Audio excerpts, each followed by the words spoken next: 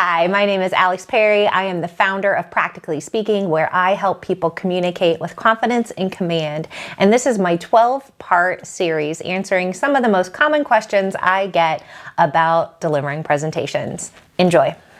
Do I have to sound like a game show host to keep people awake? No, absolutely not. Enthusiasm doesn't mean overexcitement. You want to sound calm and confident. Let me give you a quick example. If you are delivering a presentation to your team and you're excited, you can simply say, I'm really excited about this new product that I'm going to show you, and I can't wait to get into the details with all of you today.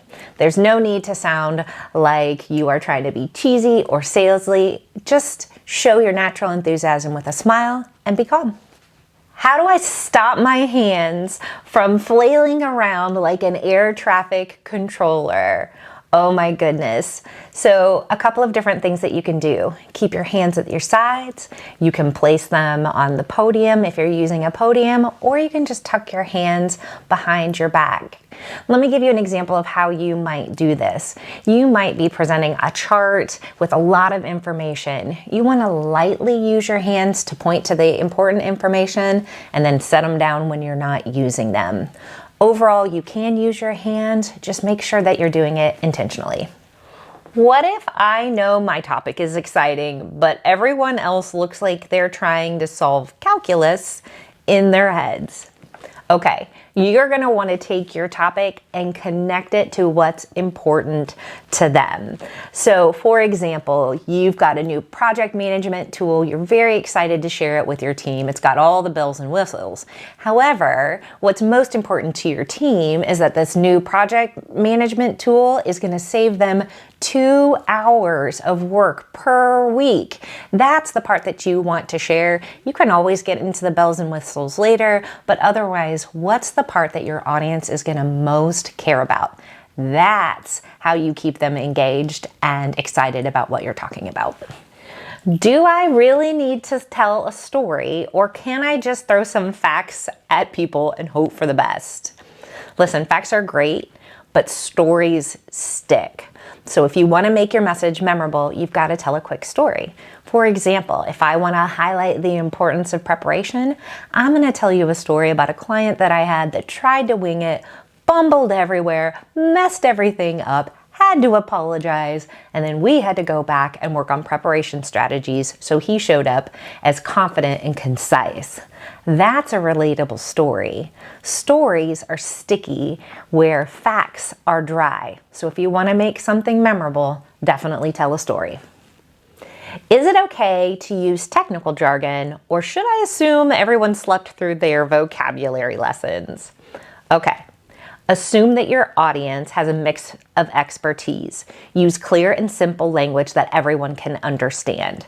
So, for example, if I use the acronym IT, I want to make sure that I explain IT even though we think everybody should know it. So, IT can mean information technology if I'm in the tech sector. It can also mean individual therapy if I am in the medical sector. We want to make sure that we give a quick, brief explanation of the terms we use so everyone in the room can understand what we're saying. What's the deal with pauses? How do I use them without feeling like I've forgotten my own name? So pauses are a secret weapon, and they're only awkward if we allow them to make us feel awkward. Let me give you an example. Let's say I'm talking to my team and I really want to emphasize a date. This is how I'm going to do that. I'm going to say, the project deadline is April 15th. This date is not arbitrary. This date is important because it's going to ensure that we meet the client's deadline. The pause that I put in after April 15th allows the audience to process and really let that message sink in that April 15th is something to remember and keep track of. Pauses help strengthen our message and help us sound confident. How do I tell if people are interested or just staring at me because they're polite? Well, the easiest way to tell whether or not people are listening to you is to ask a question. So if you are noticing blank stares within an audience, I want you to go ahead and invite them to participate. Ask a simple question like, how many of you have ever experienced something like this? If the audience answers, you know that you've got them engaged. If they don't answer, then you know that you need to shift up your content and do something else to get them engaged with you in the process. Can I present sitting down, or does that scream low energy? Yes, you can sit, but you need to make sure that your voice is loud and that your posture is tall. You don't want to be caught slouching or slumping, which is going to give the impression that you have low energy. So an example of where it might be really appropriate to sit is in a small meeting where you're presenting to a tight-knit group of people. You're going to walk in, you're going to sit tall, you're going to make good eye contact and use a clear and confident voice. That will help you sit and also look calm and confident while you do so. How do I answer a question without looking like I'm thinking, why would anyone even ask that? So when you get a question that catches you off guard, I want you to do a couple of things. I want you to pause, smile, and then say, that's a great question. I'm so glad you asked it. So an example of this might be, let's say someone asks you, why would I even care about body language or facial expressions when I am using virtual or video communication? You're going to pause and you're going to smile and you're going to say, well, even on video, we can pick up on small, subtle cues that can impact our message and how it's received. That's why we want to pay attention to body language. So keep in mind, when you get a question that throws you off guard, take a pause, smile, and answer graciously. Do I really need slides, or can I just use my dazzling personality? Slides aren't mandatory, and it's important to think about what's going to help your audience understand the content best. So let's take the example of, I might be in the middle of a presentation, and instead of using my bullet pointed slides, I might decide to tell a story instead. And I'm going to tell them, audience, I'm going to share a story with you that's going to really help make this stick.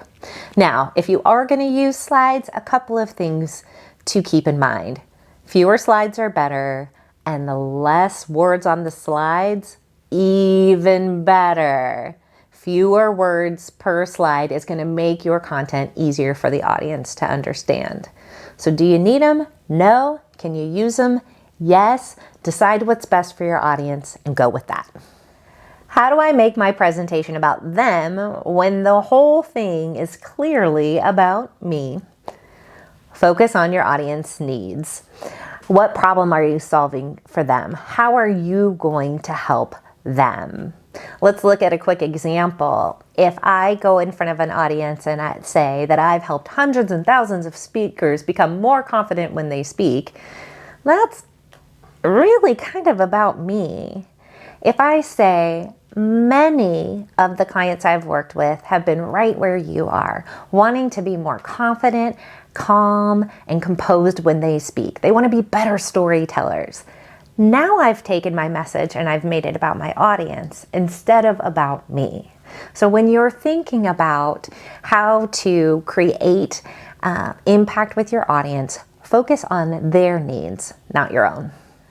How do I wrap up a presentation without saying, and that's all I've got? Great question. You want to be able to summarize your key point, find out what your audience is taking away, and leave them with a clear call to action. So for example, you've listened to this series, you've learned how to present with confidence and with clarity. I can't wait to hear what you've learned from this series, and I want you to keep working on your presentation skills so you get better and better. A clear call to action, a summarization of what they've learned, and also hearing back from them is going to tie your presentation up with a neat bow and leave everyone feeling like they got real value.